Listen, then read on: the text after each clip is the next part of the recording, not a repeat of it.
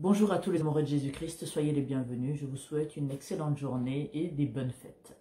Ça y est, c'est déjà la fin de l'année. L'année est passée très très vite, mais on continue toujours avec la parole de l'Éternel, la parole de Dieu, et qui nous enrichit encore et encore du début jusqu'à la fin de l'année. Cette vidéo a été inspirée par une vidéo que j'ai regardée il y a 2 ans concernant Aksa Olangi, qui était plutôt un cri d'alerte que les gens n'ont pas compris, que les gens n'ont pas détecté. Et ce cri d'alerte-là, c'est ce que vivent les enfants des pasteurs, des enfants des missionnaires, des enfants des apôtres, etc. Parce que leurs parents ne prennent pas, voulant bien faire, négligent les enfants au détriment enfin, négligent leurs enfants pour le ministère. Chose qui est vraiment très grave, et on interrogera la parole de Dieu là-dessus, et pour que vous puissiez comprendre de quoi je parle, donc la vidéo on le mettra en lien. Donc c'est une vidéo où Aksa Olangi est en train d'expliquer en fait le décès de sa maman, et il y a quelque chose qu'elle dit que les gens ne comprennent pas, n'interpellent pas, mais que c'est un cri d'alarme qu'elle avait, c'est un cri de cœur qu'elle avait lancé et tout. Donc c'était un reproche d'ailleurs qu'elle faisait à ses parents, mais que les gens ne se sont pas rendus compte. C'est un reproche que beaucoup d'enfants de pasteurs, beaucoup d'enfants de personnes qui ont des ministères font à leurs parents, et ces enfants-là souffrent en silence. Alors on va interroger la sagesse de Dieu pour pouvoir comprendre comment gérer ce genre de choses. Donc avant que je développe, que j'aille plus loin, je vais me présenter. Je suis l'apôtre Harmonie. Cette chaîne a pour objectif d'enseigner le peuple de Dieu à travers la parole et à travers le Saint-Esprit, d'inciter le peuple de Dieu, les chrétiens, les vrais chrétiens qui aspirent à la spiritualité, à vivre en esprit et en vérité avec Dieu, à être à l'écoute du Saint-Esprit et à toujours favoriser la parole de Dieu, la sagesse de Dieu dans leur vie. Parce qu'on a tendance à vouloir faire ce qui nous semble bon. Ce n'est pas mauvais, mais on doit toujours privilégier la sagesse du Saint-Esprit. Et vous êtes au bon endroit pour ce genre de choses. Donc, pour retrouver toutes nos publications, donc c'est simple, vous avez notre chaîne YouTube qui s'appelle Centre de Gloire Emmanuel. On a 2 pages Facebook, donc Apôtre Olivier Kambola officiel et Apôtre Harmonie. Donc, on vous invite bien sûr à vous abonner et à cliquer sur la cloche de notification pour ne rien rater de tout ce que nous diffusons. Donc, comme on continue toujours en ce qui concerne la saga Olangi, donc aujourd'hui on va parler des enfants pasteurs, les enfants des pasteurs, pardon. Donc ceux qui subissent à cause du ministère de leurs parents, et à cause de l'engagement de leurs parents, et voir aussi ce que Dieu dit dans tout ça. Donc on va toujours plonger dans la parole de Dieu pour retrouver sa sagesse, pour savoir comment mener à bien notre vie. L'objectif aussi de cette chaîne, c'est vraiment d'aider ceux qui sont déjà des pasteurs, ceux qui sont dans le ministère ou pas encore, d'apprendre à savoir comment vivre. Parce que beaucoup de gens pensent que, par exemple, quand tu es dans le ministère, tu dois te plonger corps et âme et oublier ta famille, oublier tes proches, oublier ton entourage, alors que ce n'est pas le cas. On peut très bien servir son Dieu d'une bonne façon, et tout comme en prenant soin aussi de ses proches. Et Dieu nous appelle vraiment à remplir tout ça. Donc, sa Bible nous permet de savoir comment vivre, comment gérer tout ça. Dans la joie, dans la paix, dans la dignité, et sans que qui que ce soit puisse en souffrir. Donc, avant de continuer, de développer ma pensée, donc je vais d'abord, et n'oubliez pas, pour comprendre de quoi je parle, vous allez lire, on va mettre en lien la vidéo d'Aksa Olangi qui date de 2 ans, quand elle explique, elle parle du décès de sa maman, et tout, et vous allez comprendre. Et je vous lirai ce qu'elle a dit, qui m'a tiqué, et tout, et qui a permis que je puisse développer cet enseignement, à l'aide du Saint-Esprit, bien sûr. Donc, je vous lirai ce qu'elle a dit avant de continuer, mais d'abord, je vous invite à noter Colossiens chapitre 3, verset 21, Éphésiens 6, verset 4, 1 Timothée 5, verset 8, 1 Timothée 3, verset 1 à 7, 1 Timothée 3, verset 12 à 13. Voilà. Donc, dans ce qu'elle a dit, dans le cri d'alerte, de cœur, d'alarme, c'est comme ça que je le définis, qu'elle a lancé, elle dit, donc je cite ses propos, en parlant de ses parents, et tout, ils ont servi de tout leur cœur jusqu'au point de sacrifier leurs enfants, sacrifier le temps, sacrifier le temps pour leur famille, pour rester à plein temps pour ce Dieu. Donc, c'est pas une façon de dire avec fierté que non, mais nos parents ont tout sacrifié pour le ministère. C'est une façon de dire que non, ils ont consacré toute leur vie et ils nous ont laissé toute leur vie dans leur fondation, et ils nous ont laissé, ils nous ont oubliés. C'est une façon d'être très irrité, d'exprimer sa douleur, sa colère et son mécontentement. Mais ça, les gens ne l'ont pas compris. et tout. Parce que vous avez beaucoup d'enfants des pasteurs, beaucoup d'enfants de prédicateurs, beaucoup d'enfants des prêtres, bon, pour les prêtres qui se marient, et tout, qui, vraiment, qui sont des laissés pour compte, en fait. Qu'on n'entend pas, qu'on ne calcule pas, les parents ne se rendent pas compte quand les laissant comme ça, ils sont en train de souffrir. Là, j'espère que j'ai tout bien... De toute façon, vous avez la vidéo qui reprend exactement ce qu'elle a dit. Donc, au début de la vidéo, quand le monsieur termine de faire la présentation et que AXA intervient, donc elle commence avec ça, quoi. Donc, ils ont servi de tout leur cœur jusqu'au point de sacrifier, pardon, leurs enfants, sacrifier le temps pour leur famille, pour rester à plein temps, donc sacrifier leurs enfants et le temps pour leur famille, pour rester à plein temps pour servir dans le ministère. Donc, je vais lire et puis je vais développer la pensée par la suite. Donc, 1 Timothée chapitre 3, versets 1 à 7, mais je vais lire que jusqu'à 5, qui me dit « Cette parole est certaine. Si quelqu'un aspire à la charge d'évêque, il désire une œuvre excellente. » Donc, tous ceux qui aspirent à être pasteur, à servir dans le ministère, c'est très bien, ce n'est pas mauvais. Maintenant, vous devez entendre ce que Dieu nous conseille, donc la conduite qui demande à ces personnes qui aspirent à tout ça.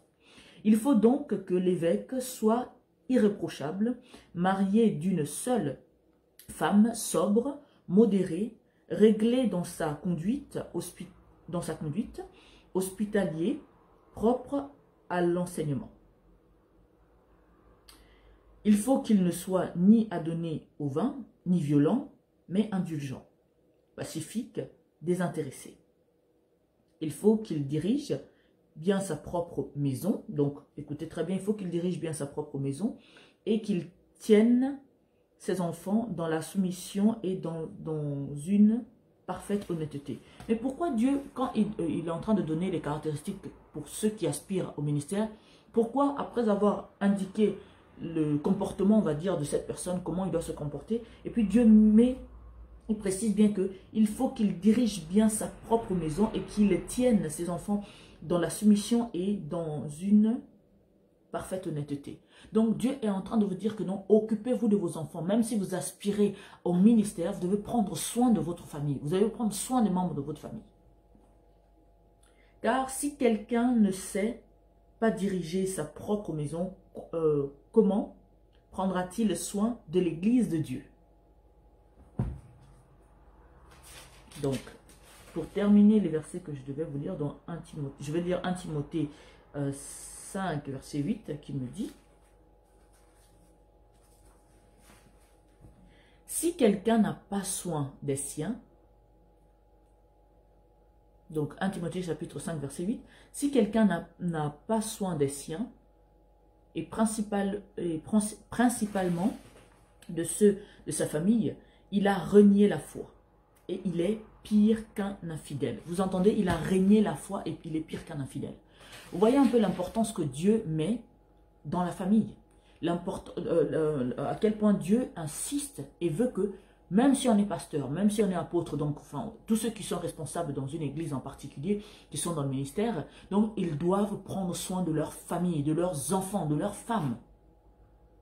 Ce qui veut dire que vous devez vous organiser de façon à ce que vous avez le temps pour le ministère, mais vous avez aussi le temps pour vos enfants, le temps pour, tout ce qu'il y a à faire. Bien aimés dans le Seigneur, vous avez beaucoup d'enfants pasteurs. Là, je parle vraiment en général. Cet enseignement a pour objectif de tirer un peu attention sur tous les pasteurs du monde, tous les responsables des églises religieuses, etc. Parce que quand ils se plongent dans le ministère, ils ont tendance à oublier leur devoir conjugal.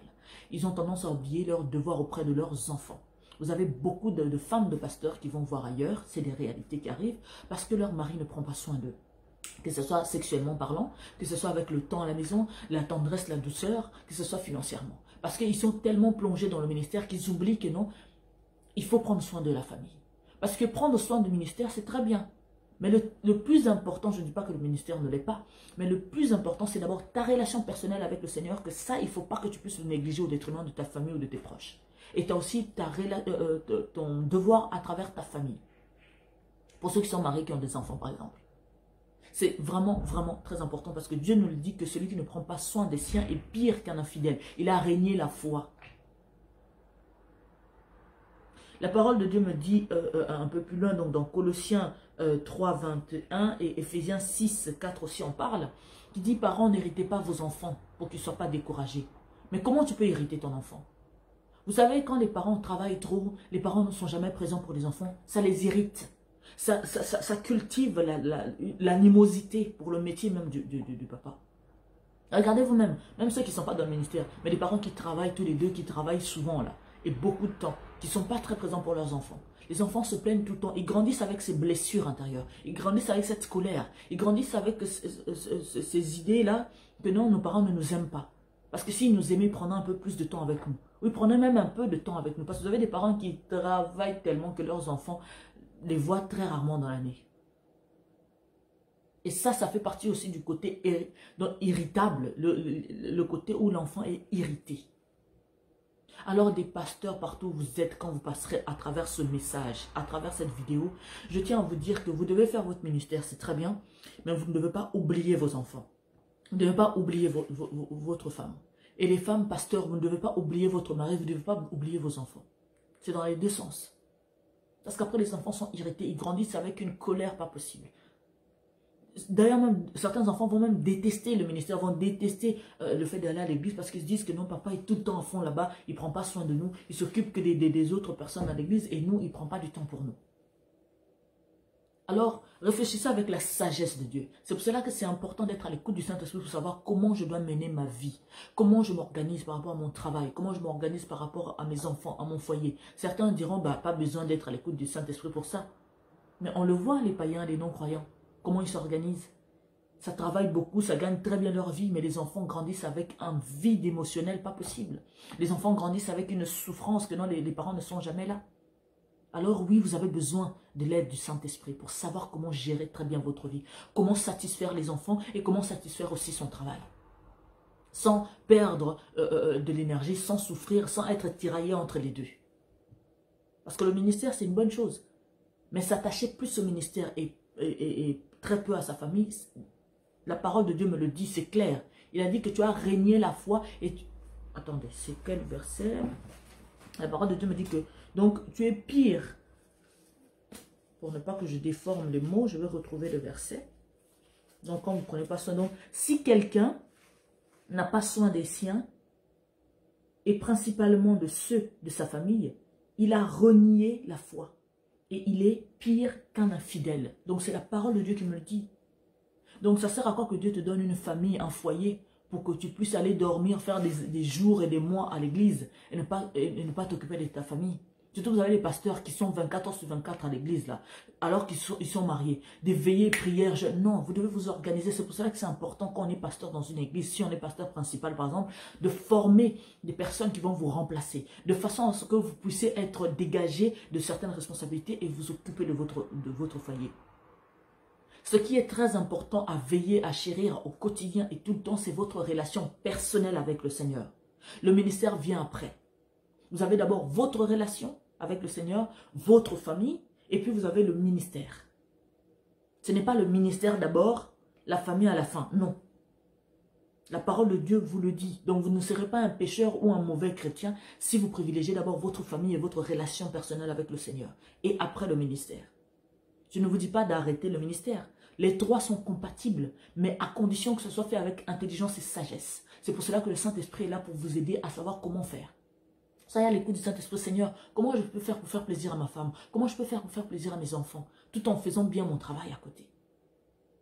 Et il vous donne cet équilibre, cette sagesse. Le Saint-Esprit est là pour ça, pour tout. C'est notre consolateur, c'est notre enseignant, notre guide, notre conseiller. Alors, servons-nous du Saint-Esprit.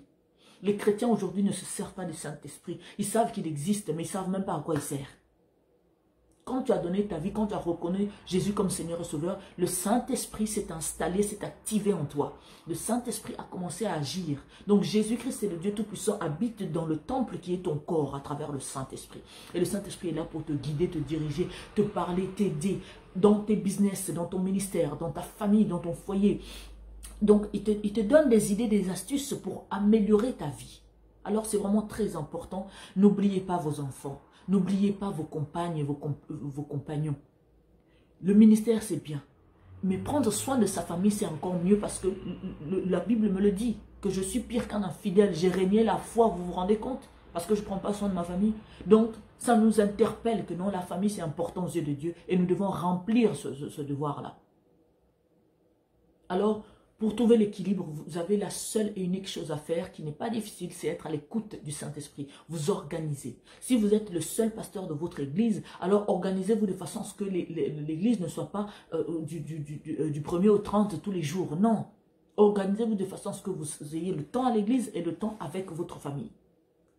Parce que les enfants des pasteurs souffrent énormément du manque de la présence de leurs parents. Souffrent énormément du manque d'affection parce que les parents sont impliqués, plongés dans le ministère et ils oublient les enfants. Et c'est pour cela qu'il y a aussi l'infidélité qui entre souvent dans le milieu des pasteurs. Parce que le mari est tellement plongé dans le ministère qu'il oublie qu'il doit satisfaire sa femme.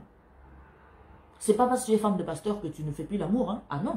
C'est pas parce que tu es femme de pasteur que le pasteur peut aller faire des jeûnes et prières tous les jours et toi seulement tu restes là, le Saint-Esprit va... Non. Monsieur, vous êtes marié. Madame, vous êtes mariée. Le mariage avant tout, c'est votre relation intime ensemble. Ce que vous partagez intimement. Et si vous avez des enfants, ben, c'est votre foyer ensemble.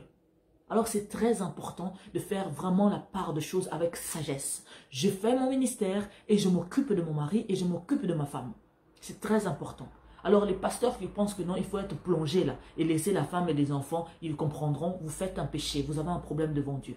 Vous allez me dire, mais oui, mais j'ai choisi le ministère. Non. Ça c'est ce que toi tu penses bien faire. Mais le problème c'est que dans les choses de Dieu, il ne faut pas se contenter à penser bien faire. Il faut regarder c'est quoi la sagesse de Dieu. Qu'est-ce que la parole de Dieu me dit? Cher Saint-Esprit, c'est quoi la sagesse? C'est quoi ta sagesse? Qu'est-ce que tu me conseilles de faire?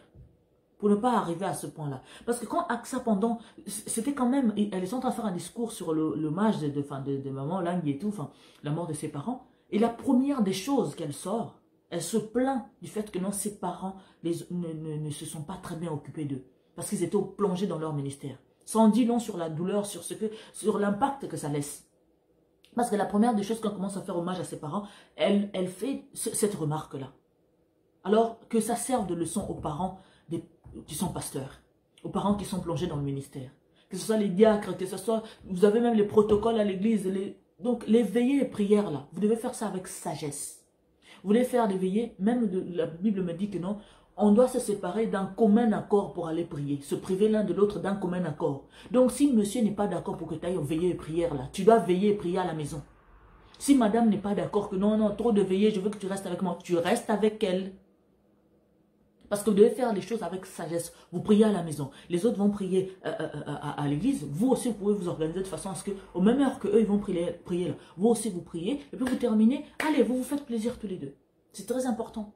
Parce que quand vous commencez à laisser votre compagnon ou votre compagne pour aller faire des veillées prières qui ne finissent pas, surtout les veillées prières, bon, je donne l'exemple du Congo parce que là on reste toujours dans le cadre des AXA Lundi. Vous imaginez, au Congo là-bas il y a des veillées prières tout le temps. Et puis bon, ça existe aussi dans d'autres pays bien sûr, hein, mais quand on est un couple marié, il faut faire des choses avec sagesse. On ne peut pas se permettre d'aller faire des veillées prières toutes les nuits, non. Mais quand tu pars faire des veillées prières toutes les nuits là, ton mari reste avec qui? Ta femme reste avec qui? Après, il ne faut pas vous plaindre que la femme est partie voir ailleurs, parce qu'au bout d'un moment, ben, dans un couple, on ne se marie pas pour lire la Bible tous les jours. Hein. Ah non. Il y a des bisous, il y a un temps pour tout. Hein. On est ensemble, on se fait plaisir, on avance, etc. C'est très important de prendre soin des enfants. Passez du temps avec vos enfants, passez du temps avec vos enfants. Surtout quand ils sont encore petits là, c'est le moment d'être avec eux, parce que quand ils vont grandir, ils vont aussi avoir à faire d'autres choses. Ils vont aller peut-être loin pour faire des études. Et plus tard, ils vont se marier. Ils vont aussi avoir leur vie. Donc, vous n'aurez plus beaucoup de temps avec eux. Donc, profitez-en quand ils sont encore petits. Donnez-leur de l'amour et de l'affection pour que ce soit des adultes plus tard accomplis. Pas des adultes blessés qui se plaignent que non, leurs parents n'ont pas pris soin d'eux. C'est vraiment très important. La parole de Dieu, la sagesse de Dieu est dans la Bible. Et vous avez le Saint-Esprit pour vous donner la marche à suivre, vous aider à mieux construire votre vie, à la fois spirituelle, physique, etc. Sans blesser qui que ce soit, sans laisser qui que ce soit de côté. Donc cette vidéo avait vraiment pour objectif de rappeler à tous les couples pasteurs, vous pouvez être pasteur tous les deux dans un couple ou une seule personne, donc vous ne devez pas sacrifier votre famille pour le ministère. Vous devez agir avec sagesse. Si vous êtes le seul pasteur de votre église, alors cherchez à former d'autres pasteurs. Cherchez même à vous associer avec d'autres pasteurs, d'autres églises peut-être qui ont toujours en étant à l'écoute du Saint-Esprit. On ne s'associe pas avec n'importe quelle église parce qu'ils prétendent prier Dieu. Non. Toujours avec la sagesse du Saint-Esprit. Voilà tout ce que j'avais à dire sur ce sujet et ce que je peux vous demander, vous inviter vraiment à faire. C'est vrai que là, c'est la fin d'année déjà, donc il reste une journée et tout, la fin d'année. Et puis, beaucoup de personnes prennent des résolutions. Pour certains, ils ne le font même pas.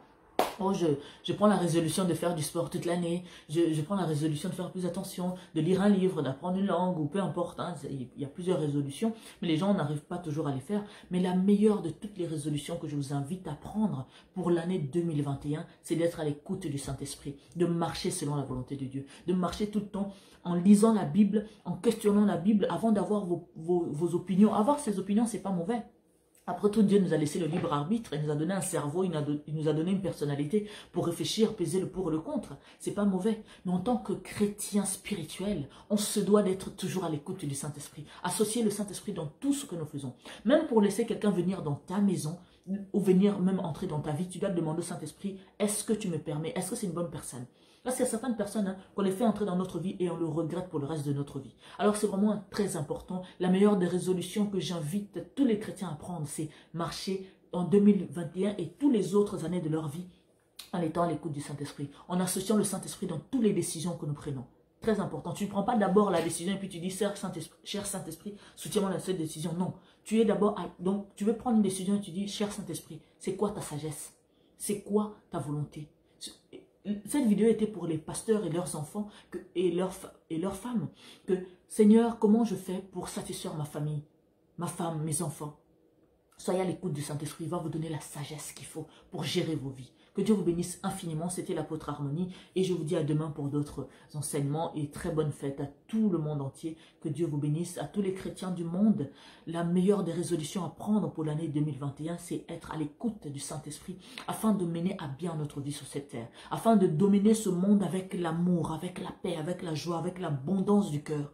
Parce que vous voyez le système dans lequel on évolue. Les gens ne sont plus heureux, même s'ils ont l'argent, même s'ils ont des enfants, même s'ils sont mariés. Il y a toujours ce vide-là et qu'eux-mêmes n'arrivent pas à expliquer. Mais nous, on sait que quand tu n'as pas le Saint-Esprit qui agit dans ta vie, il y aura toujours un vide qui ne sera pas satisfait. Alors, je vous invite à toujours être à l'écoute du Saint-Esprit. Il existe en vous, il est en vous, alors laissez-le agir dans vos vies. Ne laissez plus votre orgueil, vos pensées, vos décisions décider. Mais laissez le Saint-Esprit vous montrer la sagesse, vous diriger comme il faut. Alors soyez bénis infiniment. Je répète encore, la meilleure des résolutions pour 2021, c'est je décide de toujours marcher avec le Saint-Esprit, toujours l'associer dans tout ce que je fais et toujours être à l'écoute et me soumettre au Saint-Esprit. Parce que tu peux être à l'écoute du Saint-Esprit, il te donne une solution en particulier, mais toi ça ne t'arrange pas, tu préfères faire ta volonté. Ah, là, ça ne sert plus à rien. Alors, je vous invite vraiment à être à l'écoute du Saint-Esprit et que Dieu vous bénisse, que la joie de Dieu soit avec vous, que Jésus-Christ soit votre Seigneur et votre Sauveur, votre guide, votre maître absolu et pas quelqu'un d'autre. Soyez bénis et je vous dis à demain. Ciao.